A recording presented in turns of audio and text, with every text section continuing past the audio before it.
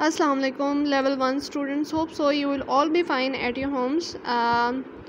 Today we will go ahead lecture number 10 of science subject and page number is 36. ठीक है, 36 आपने page open करना है the science factor का, ठीक है, अपनी बुक। और आज हमने जो यूनिट स्टार्ट करना है वो है यूनिट 5 मटेरियल्स। सबसे पहले तो आपको ये पता होना चाहिए कि मटेरियल्स होते क्या हैं, ठीक है, मटेरियल का मतलब क्या है। मटेरियल जो है वो कोई भी मवाद होता है, ठीक है। मटेरियल्स क्या होते हैं? मवाद, ठीक है। मटेरियल्स क्या होते हैं? मवाद, यानी कि ऐसी चीज़ या ऐसा मवाद जिससे हम कोई चीज़ बना सकें उसे हम कहते हैं मवाद या मटेरियल। जैसे फॉर एग्ज़ाम्पल मैं आपसे कहूँ कि आपका जो डेस्क है, ठीक है, जिस पे आप बैठते हैं, वो किस चीज़ से बना हुआ है? कौन से मटेरियल से? वुड से, ठीक है। अच्छा, पहले ये बताएं कि जो डेस्क है वो थिंग है या मटेरियल है, चीज़ है या मवाद है? चीज़ है, ठीक है। क्या है? चीज़ है। बेड क्या है? चीज़ है। टेबल क्या है? चीज़ है। सोफ़ा क्या है? चीज़ है। आपके जो क्लोथ्स हैं, ठीक है, वो क्या हैं? वो भी चीज़ हैं। इसके अलावा लैपटॉप भी चीज़ है, डोर भी चीज़ है, फ्रिज भी चीज़ है, और ये सारी चीज़ें क्या हैं? चीज़ें हैं, ठीक है। जैसे वॉल क्लॉक है, आपकी जो दीवार पे लगी हुई घड़ी होती है, वो भी चीज़ है। अब ये बनी हुई जिस चीज़ से होंगी उसे हम कहेंगे मटेरियल। जैसे लाइक फॉर एग्ज़ाम्पल मैं आपसे कहूँ कि जो डेस्क है वो क्या है? थिंग, चीज़ है। और वो कौन से मवाद से बना हुआ है? कौन से मटेरियल से? वुड से, ठीक है। वुड के अलावा और इसमें क्या लगा हुआ है? मेटल, लोहा लगा हुआ है, ठीक है। तो इसी तरह प्लास्टिक की चेयर्स होती हैं, वो भी थिंग हैं, ठीक है, लेकिन उसमें कौन सा मटेरियल यूज़ हुआ हुआ है? वो कौन सी चीज़ से बनी हुई है?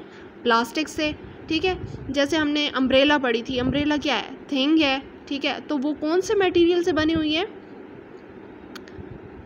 बिल्कुल नायलन, ठीक है, नायलन मटेरियल से बनी हुई है। इसके अलावा जैसे हमारे पास शूज़ हैं, शूज़ क्या हैं? थिंग है, लेकिन ये बने हुए किस चीज़ से होते हैं?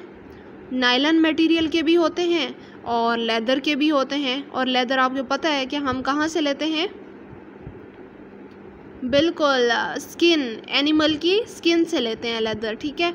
और लेदर नेचुरल है या मैन मेड है? Natural, very good.